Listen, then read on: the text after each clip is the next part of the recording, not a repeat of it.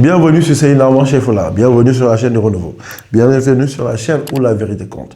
Comme j'ai l'habitude de le dire, bienvenue dans le monde réel avec Seydina Chefola. Abonnez-vous à cette chaîne. Cette chaîne va vous permettre de vous émanciper de vos 5 sens. Cette chaîne va vous permettre de vous développer un 6e sens aigu. Cette chaîne va vous permettre de voir au-delà du monde réel. Cette chaîne qui traite du paranormal pour certains, ce paranormal qui est si proche, ce paranormal qui est si pourtant proche dans la vie de tous les jours et qui vous échappe.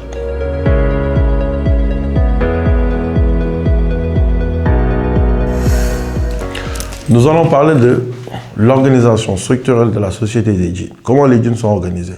Comment les djinns se structurent en elles-mêmes en société. Il est important d'avoir ces informations. Combattre son ennemi, c'est avoir des informations. Combattre son ennemi, c'est pouvoir le quantifier dans le temps et dans l'espace. Nous allons rentrer dans le vif du sujet. En première catégorie, en bas d'échelle de la société des djinns, nous avons ce qu'on appelle les Racha 1. Au-dessus des Racha 1 se trouvent les Racha 2. Au-dessus des Racha 2 se trouvent les Rachi. Ce sont des tueurs.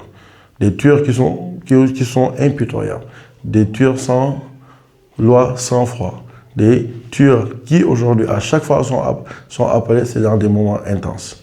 Au-dessus des Rachi se trouvent les Moustou. Quand on parle de Moustou, on parle de sorcellerie.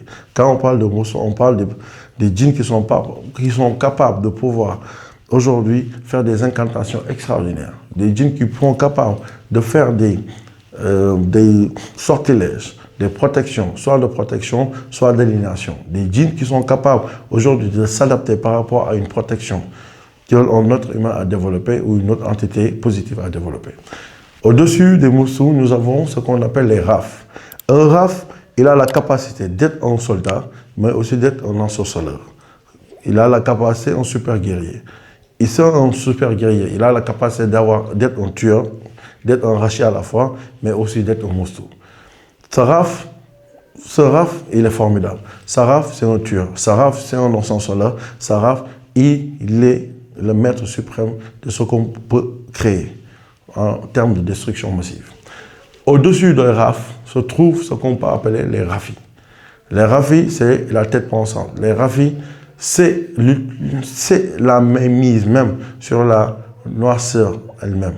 Les Rafis, c'est la quintessence de la décadence humaine. Les Rafis, c'est ce que l'être humain devrait redouter le plus. Le Rafi domine la colonie. Le Rafi domine la colonie par sa volonté. Elle impose sa volonté, elle impose une seule vision. Une vision féodale, une vision unique, une vision autoritaire. C'est lui ou c'est elle, le maître absolu de la colonie. C'est en fonction de ses désirs, c'est en fonction de ce qu'il pense que la colonie fonctionne. En général, les colonies, elles sont jumelles. Parfois, les colonies, elles ont entre elles des ramifications. Elles ont à travers des accords. Et ces accords aujourd'hui forment le système des djinns, ce qu'on appelle en général une pactisation. Il est important d'amener ces genres d'explications, il est important d'amener une clarification sur l'organisation sociétale des djinns afin de comprendre la suite. C'était Seydina Omar Chefola. Merci de m'avoir écouté, merci d'avoir donné de votre temps et on se dit Inch'Allah à bientôt. Merci.